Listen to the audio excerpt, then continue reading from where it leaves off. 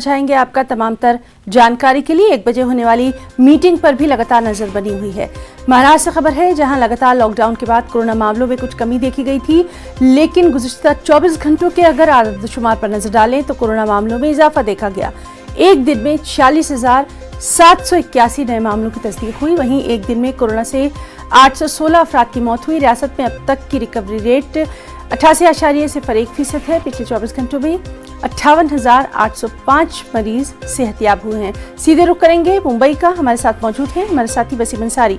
Wasim, lockdown में सख्ती की बात लगातार की जाती रही है, पिछले कुछ दिनों में थोड़ी कमी देखी गई थी, अभी का हाल जानना चाहेंगे।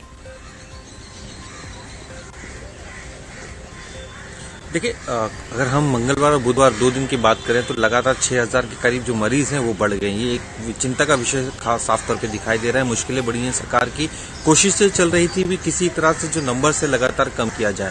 मुंबई शहर में भी इसी तरह से नंबर बढ़ गए, जहां एक 1700 के करीब था वो 2000 पार कर चुका है।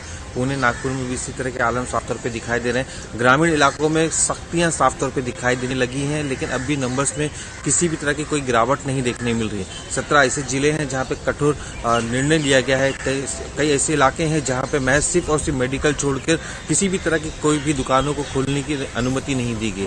सरकार ने बैठक ली थी, इस बैठक के दौरान बाकायदा 15 दिन और लॉकडाउन बढ़ाने का फैसला भी लिया है, यानी कि अब ये लॉकडाउन 31 मई तक होगा।